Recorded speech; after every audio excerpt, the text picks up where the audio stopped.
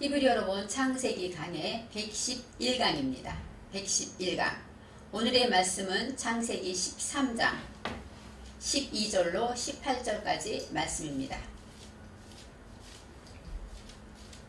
13장 12절로 18절입니다. 아브람은 가나안 땅에 거하였고 롯은 평지 성읍들에 머무르며 그 장막을 옮겨 소돔까지 이르렀더라. 소돔 사람은 악하여 여호와 앞에 큰 죄인이었더라. 롯이 아브람을 떠난 후에 여호와께서 아브람에게 이르시되 너는 눈을 들어 너 있는 곳에서 동서남북을 바라보라. 보이는 땅을 내가 너와 내 자손에게 주리니 영원히 이르리라. 내가 내 자손으로 땅에 티끌 같게 하리니 사람이 땅의 티끌을 능히 셀 수 있을진데 내 자손도 세리라. 너는 일어나 그 땅을 종과 횡으로 행하여 보라. 내가 그것을 내게 주리라. 이에 아브람이 장막을 옮겨 헤브론에 있는 마므레 상수리 수풀에 이르러 거하며 거기서 여호와를 위하여 단을 쌓았더라. 아멘.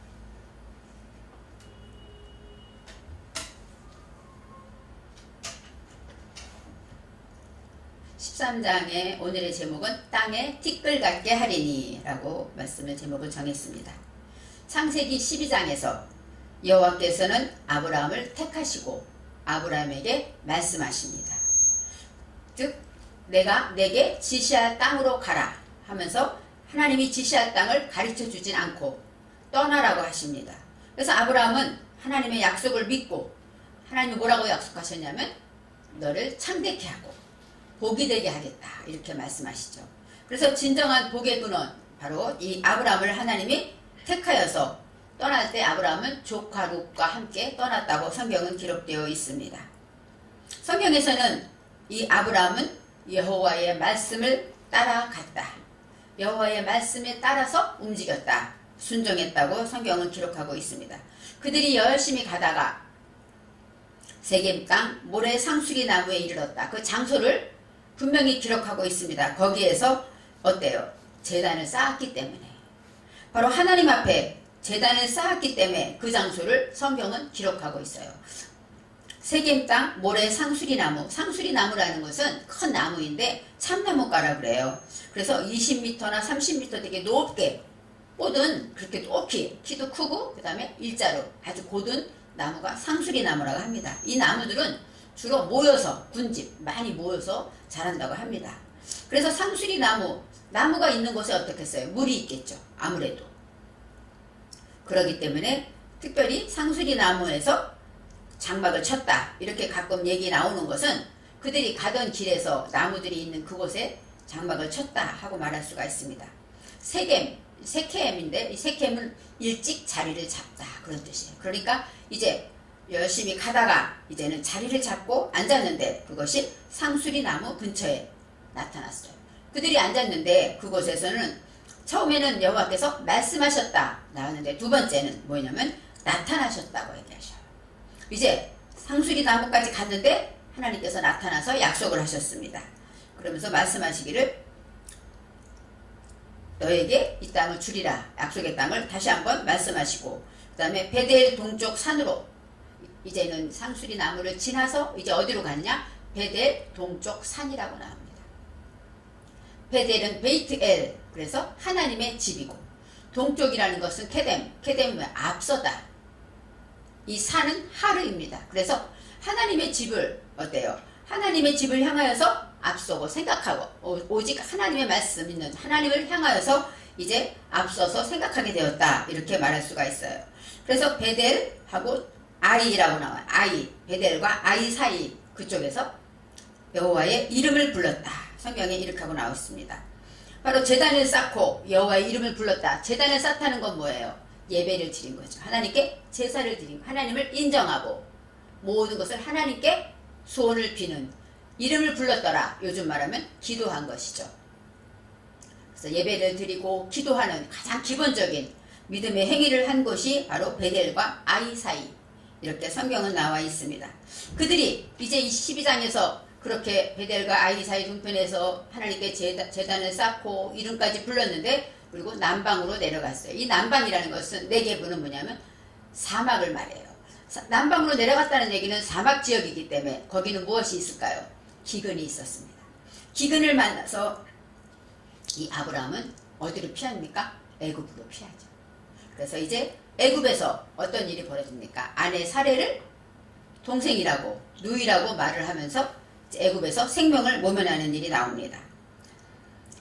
아브라함은 믿음의 조상인데 왜 이렇게 우리로서도 할 수 없는, 우리도 아무리 믿음이 없어도 세상 사람들이 자기 아내를 죽을까봐 누이라고 거짓말하진 않지 않습니까? 왜 이런 일을 했을까? 근데 나중에 이삭도 그런 실수를 범해요. 그래서 이게 어떤 뜻일까? 물론 사건이 있었기 때문에 성경은 기록하고 있지만 믿음의 조상이 왜 이렇게 할까 생각할 때 이 아내 사라, 이 사례라는 얘기는, 이 사례는 어떤 뜻이냐면 방백이 되다, 열방, 모든 것들을 지금 점점 넓게 흥황하게 모든 것들에 유력해지게 됐다, 이런 뜻이 있습니다. 그래서 모든 것으로 이제 유력해지게 되게 되면 어때? 그들은 아리따웠다. 나이로 말하면 65세가 지났어요. 아브라함은 75세에 떠났고 아내는 10살 아내잖아요. 65세가 지난 그 아내가 얼마나 아름답겠습니까? 그런데 여기서 아내는 아름다웠다라고 나옵니다. 아립답다, 아리따운 여인이다 하고 할 때 야파트가 나와요. 야파트. 야파트는 아름답다, 그런 뜻도 있고 입이 공정하다, 성령으로 열어간다, 그런 뜻이 있어요. 하나님의 그가 무엇을 하든지 간에 성령으로 하나님을 목적을 가지고 열어간다는 것이죠. 입이 공정하다는 그런 뜻이에요. 어떤 말을 하든지 성령의 말하게 하심으로 따마 말할 때 그것이 바로 공정한 입이 되는 것입니다. 그래서 아름답다라는 것 여러 가지로 있겠지만 눈, 코, 입이 아름다운 것도 있지만 그가 말을 할 때 그 말이 공정하고 성령으로 따라 움직일 때 그것이 아름답다라고 설명할 수도 있습니다. 사례가 아름다워서 이제는 어디로 가냐면 바로의 궁까지 들어가요. 아무리 외국에서 온 이방인인데 바로의 궁까지 어떻게 가겠습니까? 근데 애굽이라는 것은 미추라임, 폐쇄된 곳이에요. 거기에서 누구를 만나야 됩니까? 바로를 만나야 돼요. 이 바로라는 건 파르오란데 이것은 목표를 어때요? 대답의 열매를 향했다, 이런 뜻이에요.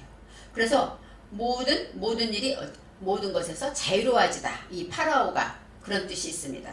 애굽의 왕의 이름이지만 자유로워지다 아니면 처분에서 면제되다, 그런 뜻이 있어요. 갇힌 자는 거기서 형량을 치러야 될 거 아니에요. 폐쇄되고 갇힌 곳에서. 그런데 바로를 만남으로 거기서 면제되고 자유로워지기 때문에 애굽에서 나올 수가 있다는 것이죠. 바로 사례 때문에 왕궁에 들어갔고 사례 때문에 바로 파로 임금님을 만나게 됐고 그로 인하여서 재물 많이 얻게 됩니다. 그리고 마지막으로 하나님이 간섭하셔서 이제는 아브라함이 인간적으로 생각할 때 얼마나 마음이 아프겠어요.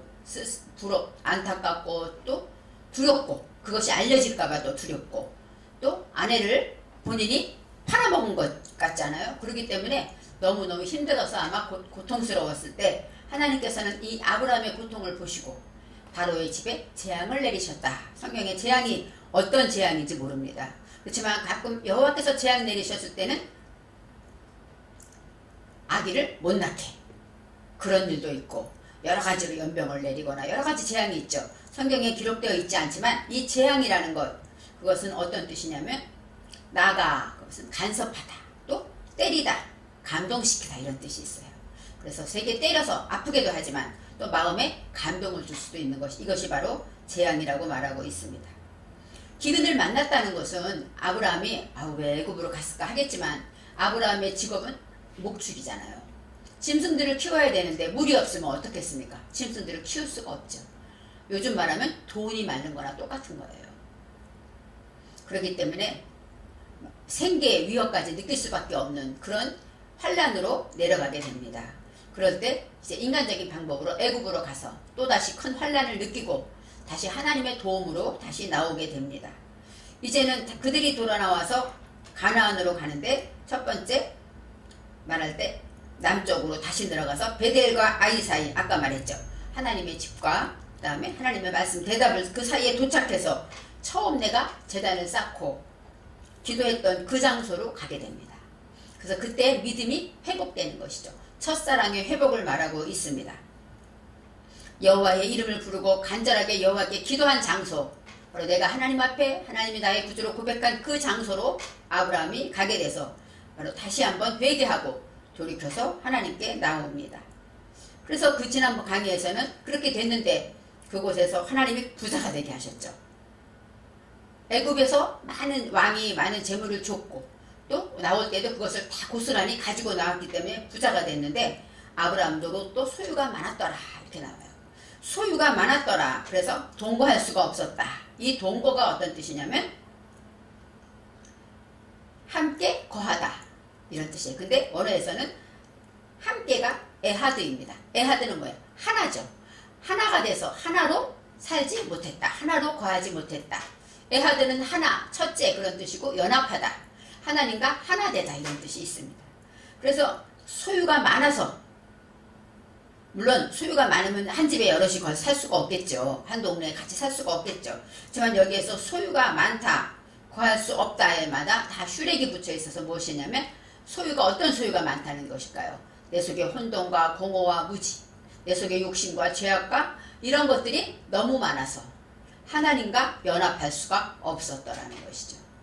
아브라함과 롯이 동거할 수 없었다는 이야기도 있습니다. 그렇지만 히브리어에서는 이렇게 내 속에 죄악이 많고 혼돈과 공허와 무지가 많음으로 인하여 하나님과 연합되지 못해서 그 다음에 그것으로 할 수가 없었다고 성경은 말하고 있습니다.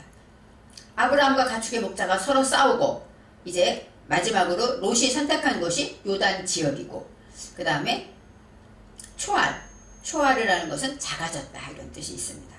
그래서 보니까 요단 지역들을 싹 바라보니까 물이 넉넉해요. 지금 기근 때문에 애굽에 갔고 또 다시 나와서 이제 또 물 때문에 싸우는 거예요. 롯의 목자와 아브라함의 가축의 목자들이 싸우는 건 뭐예요? 우물 때문에 싸우는 것이죠. 우물이 많지 않기 때문에. 그래서 보니까 그쪽에는 물도 많고 넉넉했다고 성경은 말하고 있습니다. 그런데 그것이 어떤 건 여호와의 동산 같았다 이렇게 나와요. 롯의 눈에 볼 때는 여호와의 동산, 성경에 소돔과 고모라는 아직 하나님께서 멸망하기 전이었기 때문에 얼마나 멸망하기 전에 얼마나 왕성했겠습니까? 얼마나 죄악이 만연한 도시였겠습니까? 그런 도시는 우리가 볼 때 아름답죠. 화려하죠. 정말 모든 것이 잘 돼 있고 누가 봐도 하나님이 필요 없는 도시, 그것이 바로 죄악으로 달려가는 소돔과 고모라를 말합니다.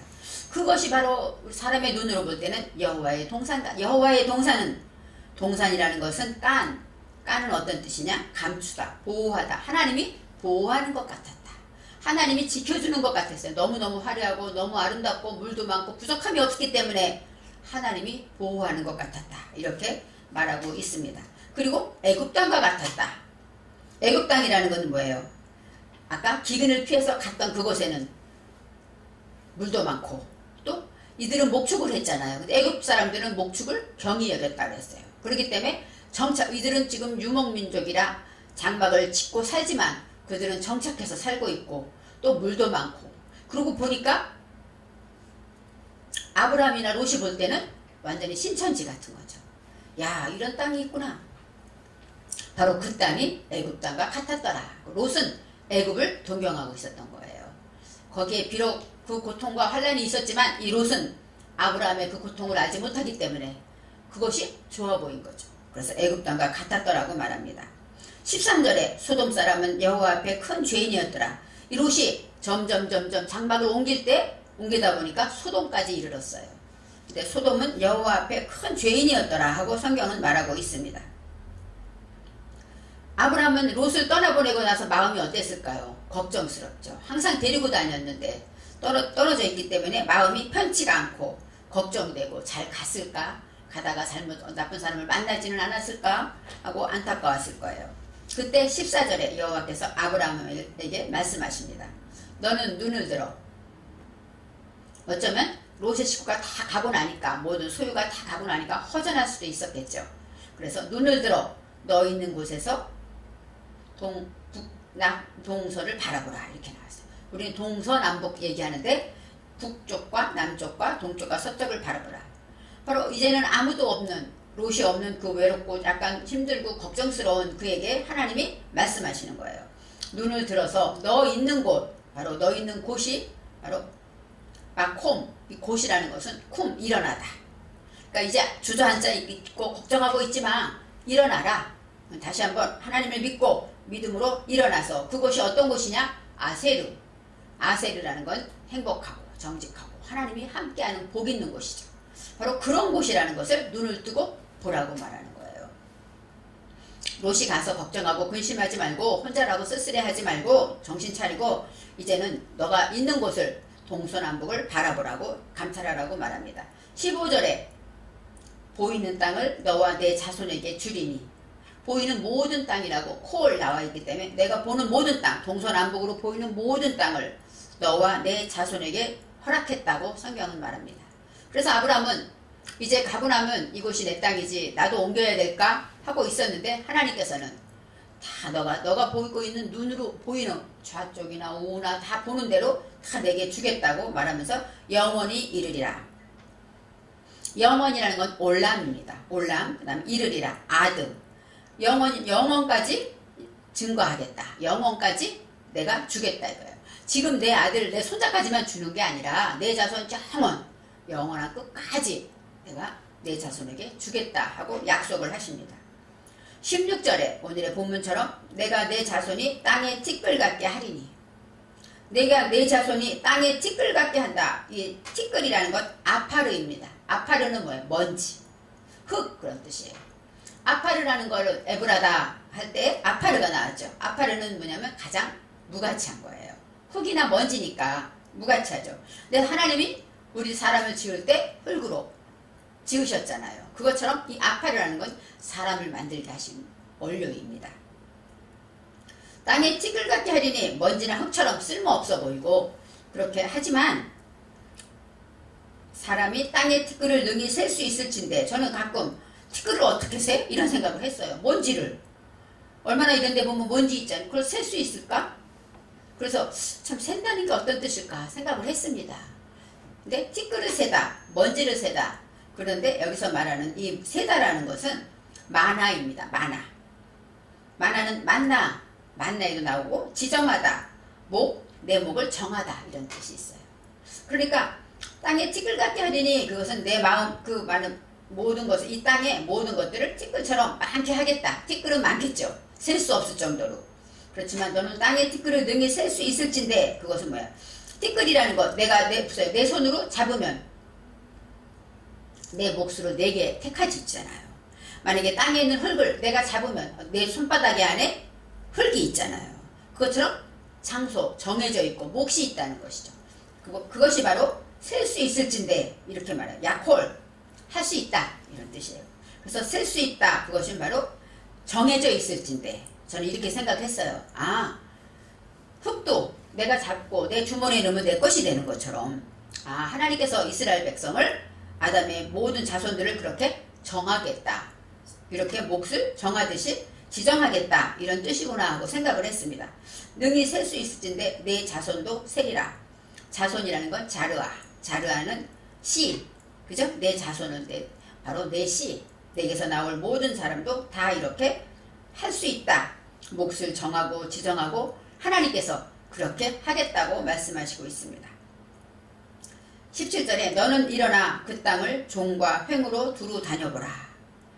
종과 횡, 그것은 뭐냐면 그 땅, 하나님 땅, 하나님 주신 가나안 땅, 지금 있는 땅에서 종이라는 건 뭐예요? 아라크라는 얘기는 길다, 오래, 오래. 그러니까 길게 오래 걷다 이런 뜻이 있어요. 그리고 횡은 라하구는 넓게 확장하다. 그러니까 너가 거기 우두커니 있지 말고 우리 동서남북을 다 바라보고 그 다음에 길게 이렇게 쭉 걸어가고 이쪽으로 쭉 걸어가고 이렇게 열심히 움직이고 활동하라는 거예요. 그럴 때 그것을 내게 주리라. 아브라함에게 이제는 시청각 교육을 시키는 거죠. 하늘의 별을 봐라 이렇게 말씀하신 것처럼 먼지, 티끌처럼 내 흙, 그것처럼 내 자손도 많게 할 거고, 그 다음에 너가 걸어봐. 동서남북도 보고 위로 옆으로 좌우로 다 걸어봐. 그렇게 앉아있지 말고 그렇게 다녀. 그러면 내가 그것을 다 내게 주겠다.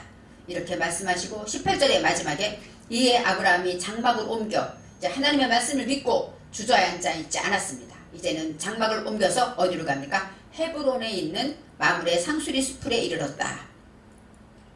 헤브론이라는 것은 하바르는 연합하다. 그 다음에 결합하다.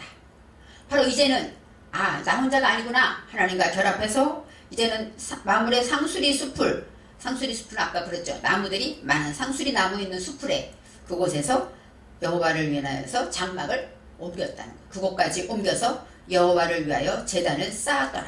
성경을 말하고 있습니다. 제단을 이 사타가 바야 뺀은 뭐야? 세우다. 그런데 건축하다. 그리고 개축 다시 짓다 이런 뜻이에요. 무너진 제단을 수축했다라는 뜻이에요. 그래서 이제는 하나님의 소리를 듣고 음성을 듣고 좌로나 우로나 눈을 뜨고 시청각 교육으로 하나님의 약속을 확인하고 이제는 마므레 상수리 숲을 근처에서 하나님과 연합하고 하나님과 결합되어서 이제는 제단을 다시 쌓게 되었다는 것입니다.